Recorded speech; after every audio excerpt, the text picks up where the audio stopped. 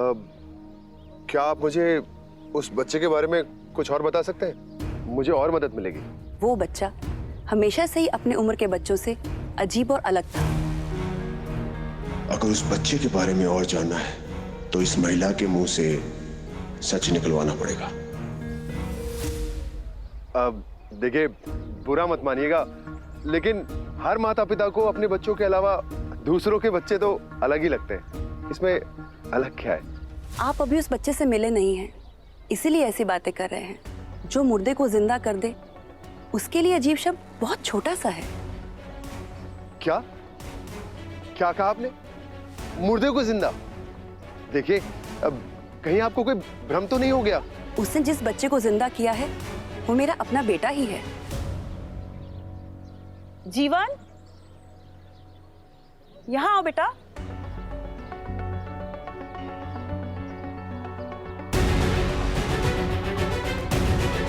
ये देखिए, सबूत आपकी आंखों के सामने है।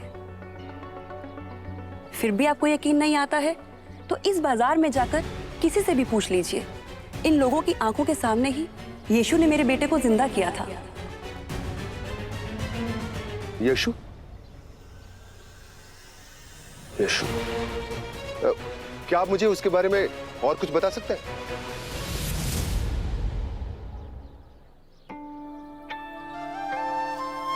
धन्यवाद यीशु, तुम्हारी वजह से मेरे बाबा मुझे वापस मिल गए।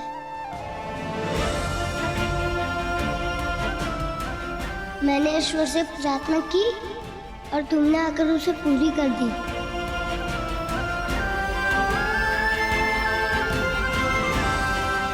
मैंने कुछ नहीं किया मन्नू, परमपिता ने चाहा तभी तुम्हारे घर में खुशियाँ आ गई।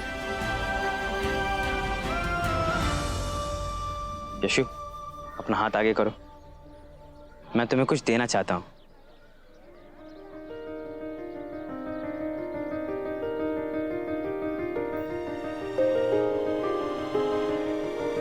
ये तो आपकी मेहनत के पैसे हैं, ये मैं कैसे ले सकता हूँ? नहीं नहीं, मना मत करो, इसे रख लो।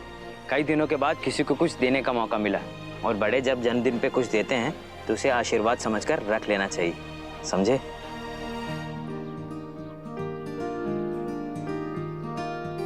क्या इनमें से एक मैं अपने पास रखकर दूसरा किसी और को भेंट दे सकता हूँ?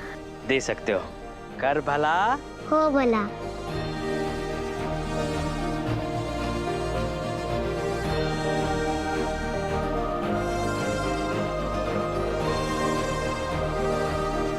चाचा जी ने आपको एक सिक्का देने को कहा था, तो ये लीजिए आपका सिक्का।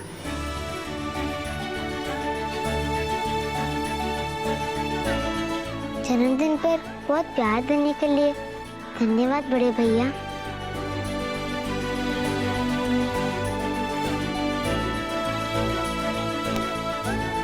खिलौने वाले चाचा जी, अभी भी एक चीज में कमी लग रही है। आज के उत्सव में वो क्या? गीत, संगीत और नाच। याकूब भैया सही कह रहे हैं।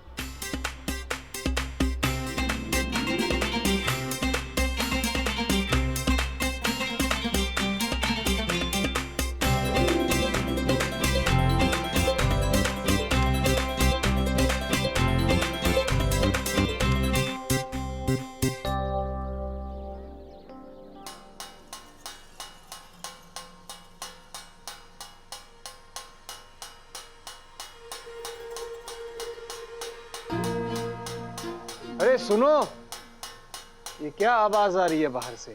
मुझे भी कुछ समझ नहीं आ रहा, मैं देखती हूँ। लगता है खिलौने वाले के घर से आवाज आ रही है। वहां भीड़ भी जमा हो रही है। अरे उस खिलौने वाले ने कहीं हत्या वत्या तो नहीं कर दी यीशु की? अरे प्रबंध करो खिलौने वाले के घर जाने का जल्दी से।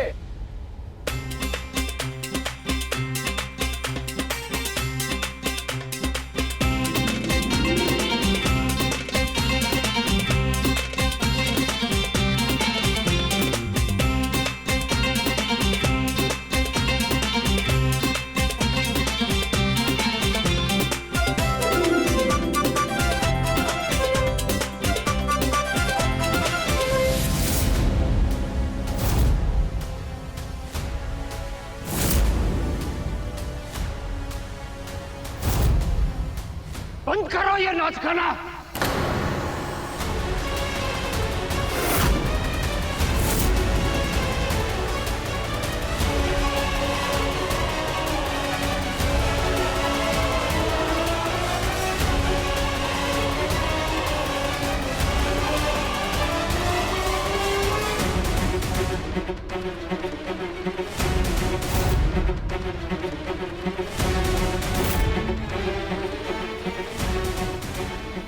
रब्बी गुरुजी वो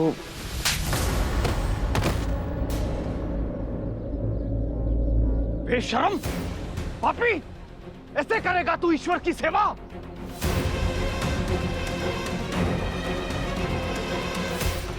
तुरंत मेरे घर में आके मुझसे मिलो। तुम्हारे पापों का प्रायश्चित करवाने के लिए अभी के अभी कोई ना कोई निदान ढूंढना होगा।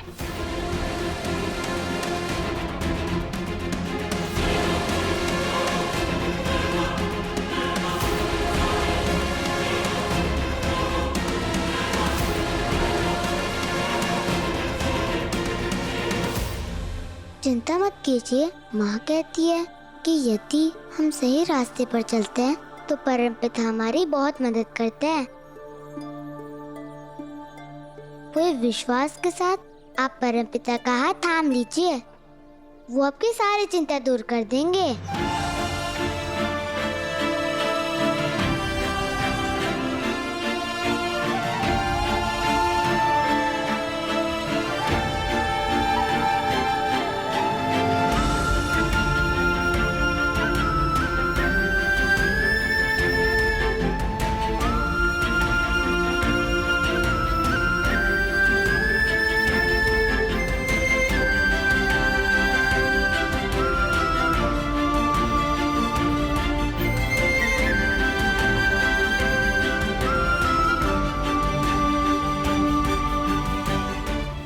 सही कहा आपने।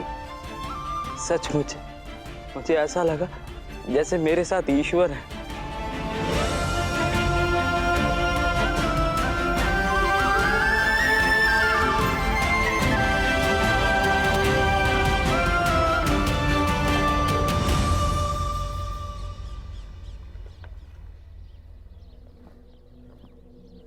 तुमने अपनी आंखों से देखा था ना, देखा था ना अपनी आंखों से उस बच्चे ने कैसे सारे गांव वालों के सामने मेरा अपमान किया था। देखा था ना प्रभु के साथ मेरे संवाद को लेकर सवाल खड़ा किया था उसने। और तुम क्या कर रहे हो? उस लड़के को गांव से बाहर फेंकने की बजाय गांव के बीचों बीच उसका उत्सव मना रहे हो तुम, कंधे पर बिठाकर।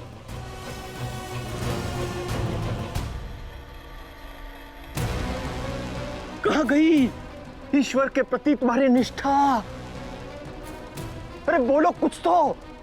तुम्हें रत्ती भर भी इस बात का एहसास है कि तुमने सिर्फ मेरा ही नहीं ईश्वर का भी अपमान किया है। सिर्फ मुझसे ही नहीं, ईश्वर के साथ भी झूठ बोला है तुमने। मैंने झूठ नहीं बोला गुरुजी। आपके कहने पर मैं यीशु को इस गांव से बाहर ही निकालने गया था, लेकिन उसने मुझे ऐसा कुछ कहा जिससे मेरी सोच बदल गई। उसने मुझे एहसास दिलाया कि ईश्वर उसी की मदद करते हैं जो अपनी मदद खुद करता है, और बिना कुछ किए सब कुछ पाने की उम्मीद करना ये तो गलत है ना गुरुजी। ईश्वर ने मुझे काम करने के लिए ये 2 हाथ दिए हैं, और इन हाथों से मैं खिलौने बनाऊंगा और बच्चों के चेहरे पर खुशियां लाऊंगा, और इसी तरह ईश्वर की सेवा करूंगा।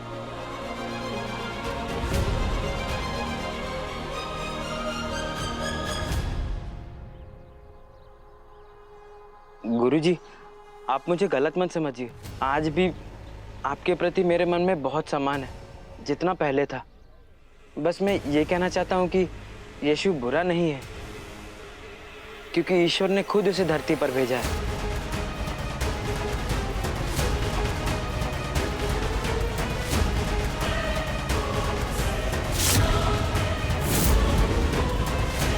ये नहीं हो सकता। नहीं, नहीं।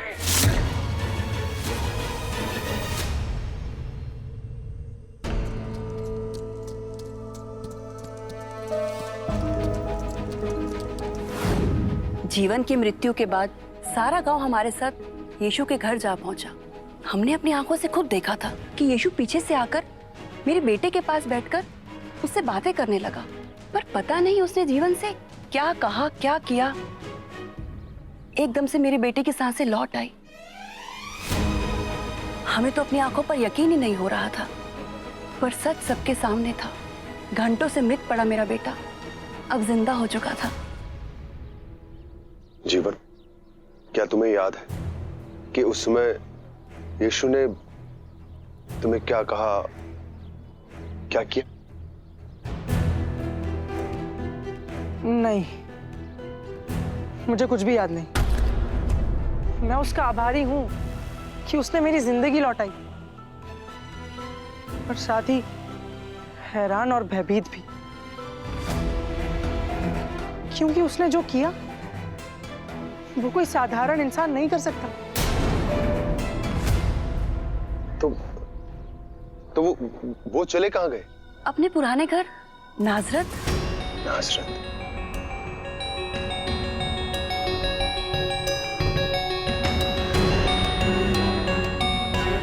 हमें अभी इसी समय नाजरत निकलना होगा। जल्दी जल्दी चलो, हमें जल्दी वहां पहुंचना है।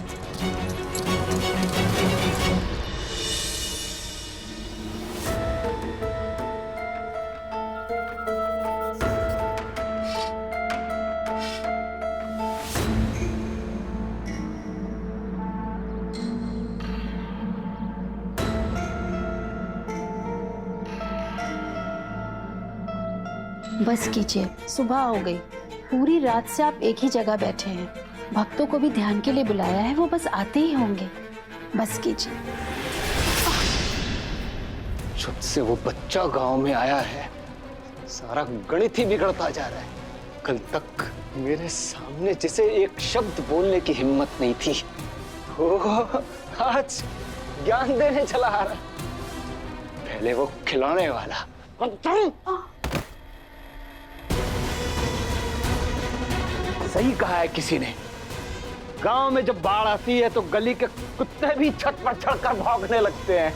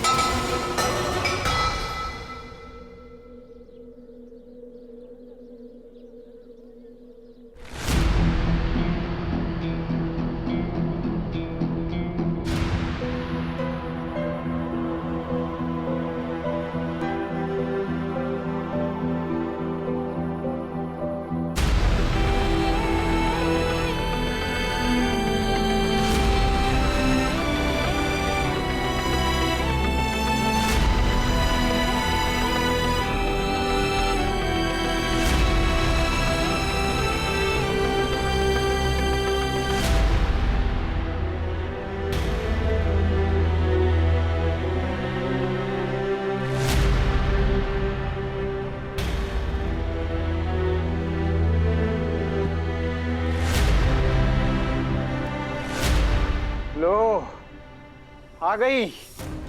इसकी कमी थी, बस ये भी आ गई। लोगों की संतान उनकी आंखों का तारा होती है, और मेरी बेटी मेरी आंखों की किरकिरी है, जो हमेशा चुपती रहती है, चुपती रहती है। आज तक मुझे लगता था कि ईश्वर ने सिर्फ मुझे ही अंधा बनाया, पर असलियत में तो मुझसे भी ज्यादा अंधे इस गांव के लोग हैं, जो आंखें होते हुए भी आपका ये असली चेहरा नहीं देख पाते। चुप कर। पता नहीं ईश्वर ने किस जन्म के पापों की सजा दी है मुझे। मैं इसे देखना भी नहीं चाहता। और ये है जो मुझे देख नहीं सकती। पहले ही ईश्वर ने तेरे जैसी बेटी देके मुझे सजा दी है, और मेरा अपमान करने वाला वो यीशु बच गया आज, लेकिन वो बचना नहीं चाहिए। मेरा अपमान प्रभु का अपमान है, उसे सजा मिलनी चाहिए। अगर उसे सजा नहीं मिली तो मैं प्रभु का दोषी कहलाऊंगा। आपने अभी कहा ना कि मैं आपके किस जन्म के पापों का फल हूं, किसी और जन्म के नहीं। मैं आपके इसी जन्म के पापों का फल हूं पिताजी। मैं अंधी हूं और अंधी ही रहूंगी। और किस ईश्वर की बात कर रहे हैं आप?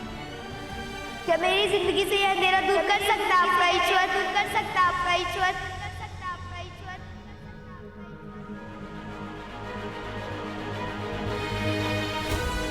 क्या हुआ यशु? कुछ नहीं माँ, ऐसा लगा जैसे किसी ने मुझे पुकारा हो। आप मुझे यहाँ के लोगों से कितना भी छुपा कर रखिए, पर एक दिन इन सबको पता चल ही जाएगा कि आपकी बेटी अंधी है। और उस दिन ये लोग आपसे सवाल करेंगे कि अगर आप ईश्वर के सच्चे दूत हैं, तो आपने उनसे अपनी बेटी को ठीक करने के लिए क्यों नहीं कहा? और उस दिन मुझे सबसे ज्यादा खुशी होगी, क्योंकि इन सबको पता चल जाएगा कि आप केवल एक ढोंगी है।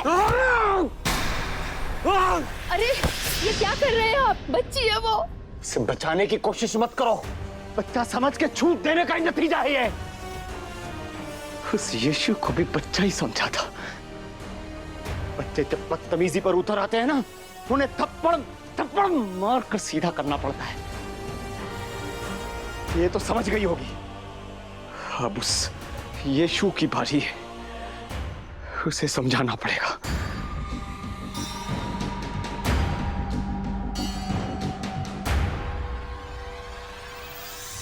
अब मैं लेकर जाऊंगा तुम्हें बाहर, लोगों के सामने। एक तीर से दो निशाने लगाने में माहिर है तुम्हारा पिता। चलो चलो। क्या कर रहे हैं आप? छोड़िए नीमा को। ये क्या कर रहे हैं आप? छोड़िए नीमा को।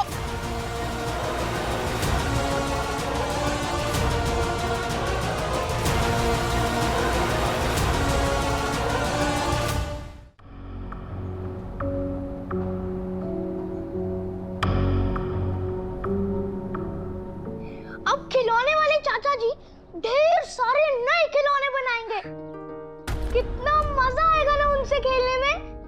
अरे मैंने तो सोच लिया है कि इस सिक्के से मैं कौन सा नया खिलौना लूंगा। मैं तो खिलौने वाले चाचा जी को बोलूंगी कि मेरे लिए एक बहुत प्यारी गुड़िया बना के दे। रब्बी गुरुजी का गुस्सा खिलौने वाले पर तो उतर चुका। अब बहुत जल्द हमारे परिवार की बारी भी आने वाली है।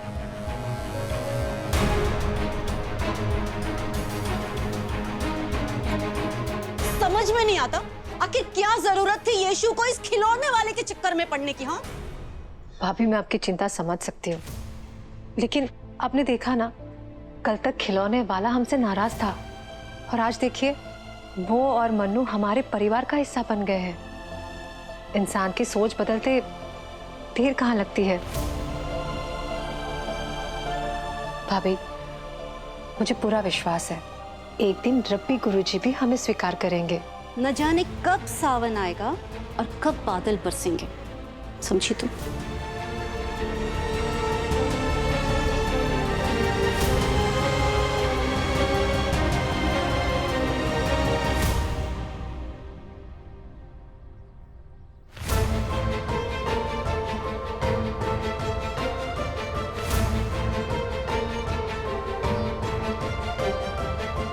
रवि गुरुजी शांत हो जाइए। गुरुजी शांत हो जाइए। सच में यीशु ने कभी अनादर नहीं किया आपका। गुरुजी चुप करो, मुंह बंद रखो अपना। सही और गलत का फैसला मैं खुद करूंगा। जाओ यहां से। आओ बेटा, बैठो।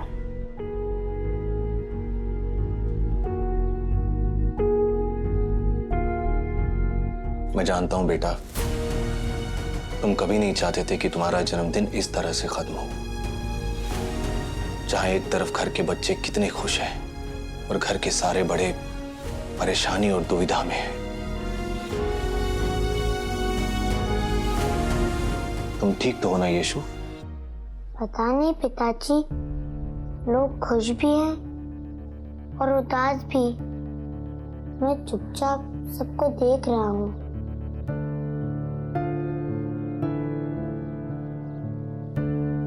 क्या देख रहे हो यीशु?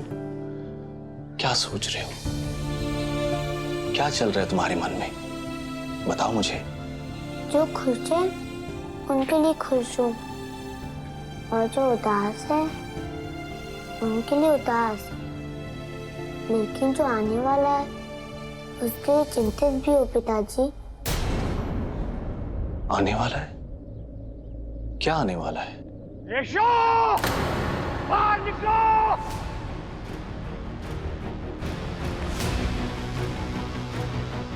आज तो रब्बी गुरु के गुस्से से यीशु को कोई भी नहीं बचा सकता। हाँ भाई, हाँ, चलो चलो चलो, आ जाओ। यीशु, बाहर निकलो।